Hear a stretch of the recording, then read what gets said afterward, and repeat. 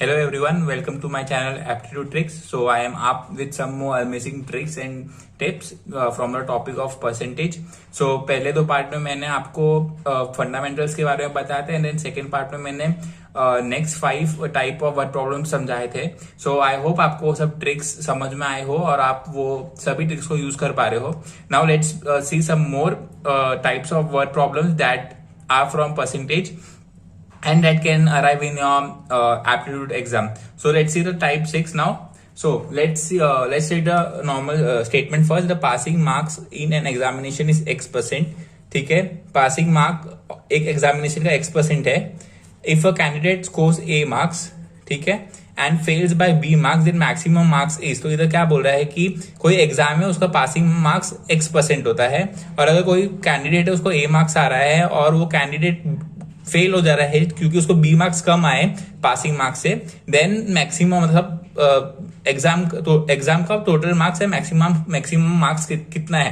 तो उसका फॉर्मूला होता है a plus B upon x into 100. ठीक है, now let's see the question. A student has to score 30% marks to get through exam. If he gets 30 and fails by 30 marks, the maximum mark for the examination ah. ठीक है, अब हम पहले देख लेते हैं कि नॉर्मल मेथड से हम इसे कैसे सॉल्व करेंगे. सो क्वेश्चन में क्या बोला है कि वो 30 मार्क्स से फेल हो जा रहा है. ठीक है, नाउ पासिंग मार्क कितना हो जाएगा. According to question we have he scores 30 mark and fails by 30 mark. ठीक है, मतलब उसने 30 स्कोर किया और अगर उसको और 30 आया होता सो पास हो गया होता. So passing mark will be 60.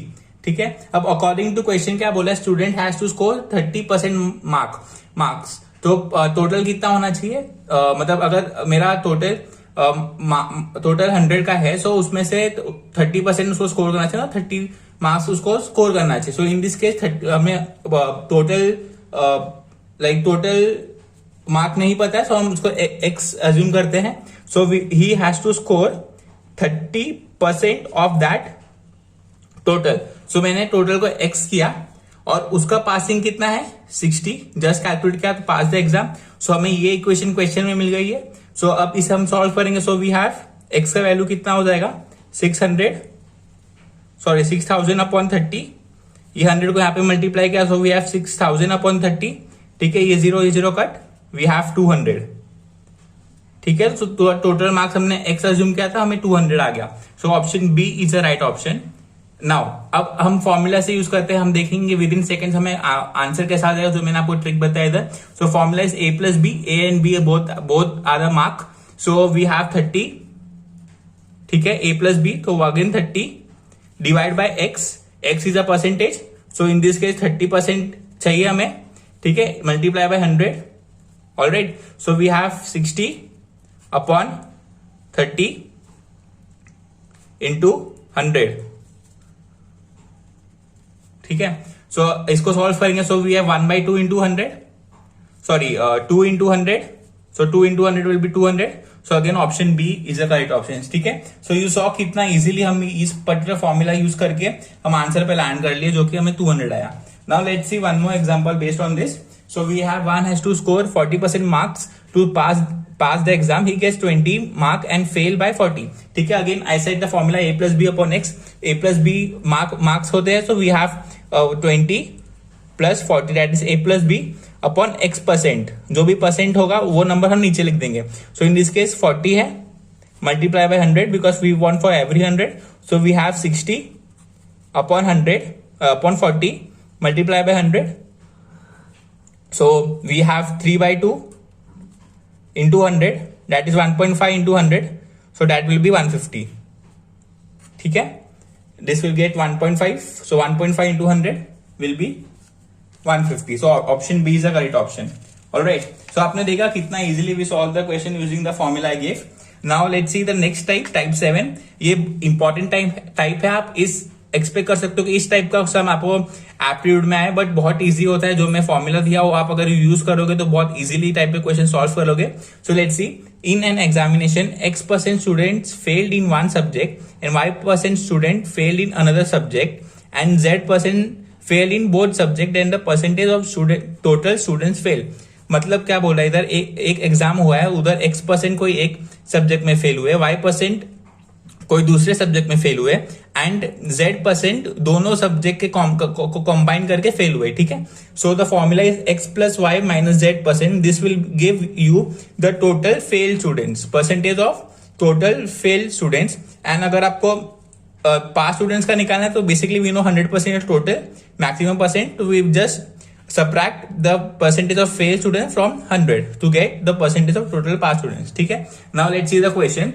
अभी हम ये क्वेश्चन को इससे कंपेयर करेंगे तो we get the values of x, y and z in an examination. 20% of total number of students failed in history. So first में कितने x का वैल्यू कितना हो गया 20। 15% of total number of students failed in Hindi, next subject में कितना हुआ 15, तो y का value we have here 15 and z का value is 5% of total number of students failed in both, so z का वैल्यू 5 हो गया। अब हमने क्या, सबसे इंपॉर्टेंट क्या होता है, वी हैव टू सी हमें निकालना क्या है। So we have to remove the percentage of students who pass in both the subject, pass percentage निकालना है। So we go step by step. First we calculate the phase percentage of student failed, so we have x plus y minus z, so according to that we have 20 plus 15 minus 5, ठीक है। So this will be 35 minus 5, that will be 30, ठीक है। ये failed का हमें आ गया percentage. Now अब इसमें से हमें पास का निकालना है। पास परसेंटेज क्या होगा यहाँ पे, according to this formula we have 100 minus 30, ठीक है। So we have 70% as a number of pass student, so D is the correct option, ठीक है। सो यू सॉ कितना इजीली इस टाइप के भी हम सम ये पर्टिकुलर फॉर्मूला यूज करके सॉल्व कर लिए।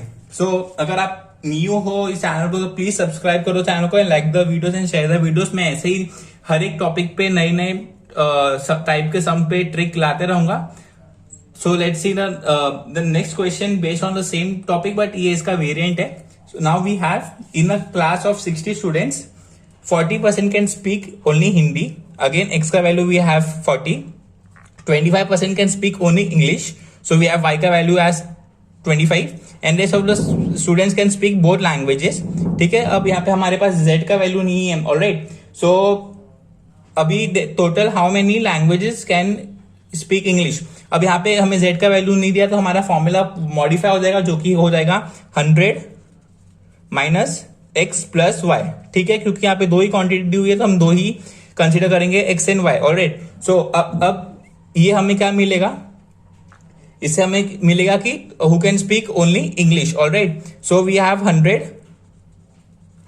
माइनस x का वैल्यू कितना है, we have 40 and plus y का वैल्यू 25, ठीक है। So we have 100 minus 65, so we get 35, इसका आंसर 35 आ गया, ठीक है। अब 35% एंड क्वेश्चन में दिया है 25% can speak only English, alright. So अभी हमारे पास क्या है, who can speak both, so we add this to get the final answer. So we have 35 plus 25, we get 60%, ठीक है। But total number of students is also 60, so हमें 60 में से 60% निकालना है to get the actual total number of students who speak English. So we have 60 upon 100 into 60, alright. 60 का 60% निकालना है, so we have this 0 gets cancelled with 6 into 6, 36%. So option C is the right option. So according to the x and y quantity, number of quantities, you have to modify the formula and use in the question. All right. Next, move to the next type, that is type 8. So, let's read the statement. A candidate scores x% marks in an examination and fails by a mark, while another candidate who scores y% mark more than the minimum required passing mark, then the maximum mark for examination is, ठीक है। Question क्या बोल रहा है, candidate है जो x% score करता है एग्जामिनेशन में और फेल हो जाता है ए मार्क्स से, वाइल एक दूसरा कैंडिडेट है जो कि y% मार्क्स स्कोर करता है but y% more marks score करता है मिनिमम रिक्वायर्ड पासिंग मार्क्स से। फॉर एग्जाम्पल अगर 60 है और वो उससे y% मोर मार्क्स स्कोर करता है, alright. Then the maximum marks for the examination is, formula is sum of marks upon difference in percent marks into 100। अगर मैं इस यहाँ पे मैंने x a और b को रिप्रेजेंट किया है, सो अगर मेरे को जनरलाइज में बोलना है तो we have a plus b upon y minus x into 100, ठीक है। Now let's see the question. A candidate scores 25% and fails by 60 marks, while as another candidate who scores 50% marks gets 40 marks more than the minimum required marks to pass the exam, ठीक है। The maximum marks for examination, यहाँ पे हमें maximum marks पूछा गया है, ठीक है। So we will use this formula. Now comparing with this statement we get x का वैल्यू एज 25, ठीक है। ए का वैल्यू वी हैव 60, ठीक है। अभी y का value will be 50% and b का वैल्यू 40। तो marks are a and b and percentage will be x and y, ऐसे रिमेंबर करो, ठीक है। x and y percentage. आपने ऑब्जर्व किया होगा कि हर एक केस में परसेंटेज हमारे डिनोमिनेटर में आ रहा है, सो इस केस में भी डिनोमिनेटर में ही percentage. So the maximum marks for the examination is, we substitute in this formula the values. So we have a plus b that is 60 plus 40 upon y minus x है, so y का value we have 50 minus x is 25 into 100, all right। So we have 100 upon 25 into 100, so we have 25 ones are 25 and 25 fours are, so we have 400 as the answer, ठीक है। So option A is the correct option for this particular question। Let's move to the next type of question। Now यहाँ पे क्या बोला है, let the population of a town. अब इस type के भी क्वेश्चन आते हैं, पॉपुलेशन ऑफ अ टाउन थोड़ा ट्रिकी होते हैं, but let's see, I have given you the formula that you can use to solve the question very easily. Let the population of the town be P. P क्या होगा, total number of people और population. Now मतलब present में, and suppose it increases और decreases at the rate of R% per annum. Per annum मतलब per year.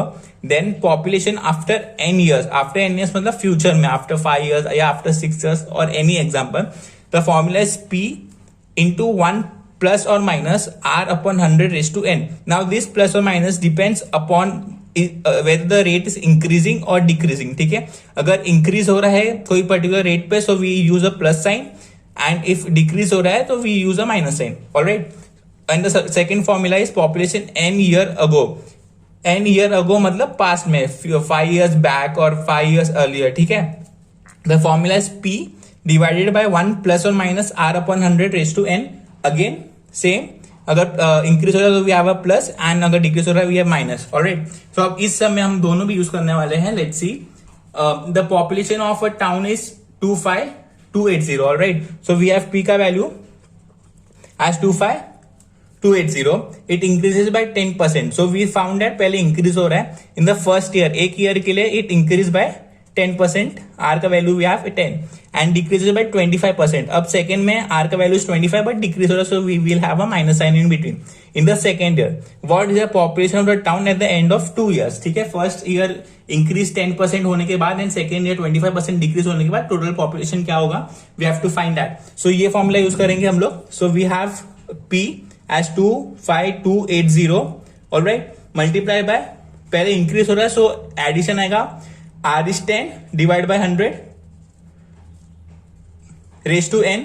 n is number of years, ठीक है। n is number of years in this case after n years, so we have after 1 year it is getting increased by 10%, so we have raised to 1, ठीक है। and now for the second year we have decrease, so we have 1 minus 25 upon 100 again। 1 year के बाद we will have the second year, so again the power will be n because 2 minus 1 is 1, the difference is 1। So on solving this, we have 25280 multiply by, this will be 11 by 10 and this will be 3 by 4, ठीक है।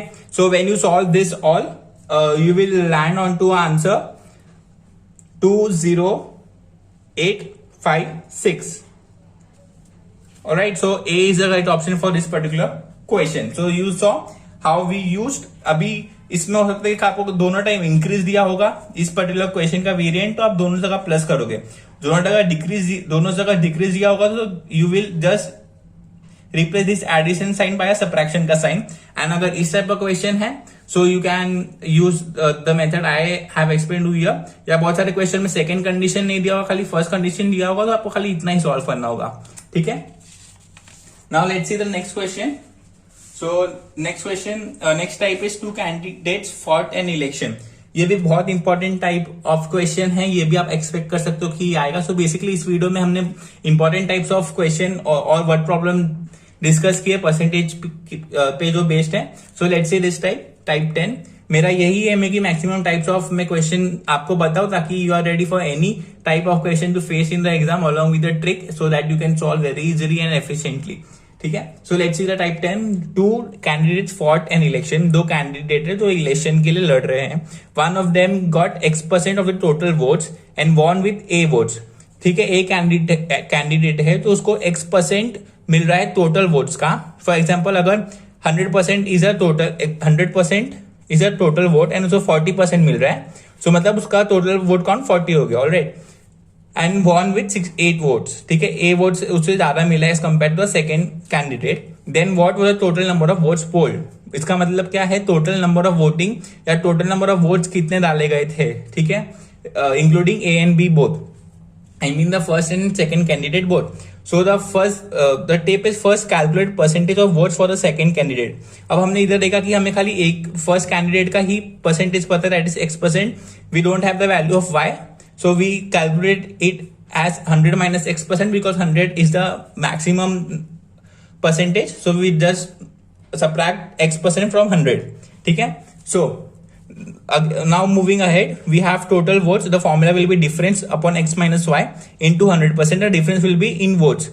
ठीक है. अब यहाँ पे देखा हमने क्या देखा, and won with A votes. Basically ये क्या बोल रहा है कि अगर मैं समझो A है, एक कैंडिडेट है वो B से जीता. So we have B. अब वो won with A votes more. So of course A के पास A प्लस A वोट होगा तभी वो B से जीतेगा. ठीक है. So this basically A is B minus A that is difference between both the candidates because A candidate को A वोट ज्यादा मिल रहा है. Let's see this through this example. Let's read the question. 2 candidates fought an election. One of them got 64% of the total votes and won with 92 votes. ठीक है. 64% है मतलब यहाँ का X का वैल्यू 64 मिल गया एंड A का वैल्यू 992 मिल गया. Comparing with this what was the total number of votes polled. ठीक है. अब यहाँ पे क्या बोला है, एंड वॉन विथ 992. सो अगर मैंने A कैंडिडेट को एज अ विनर किया तो हमें पता है कि उसको 992 वोट ज्यादा मिले as compare to the B1.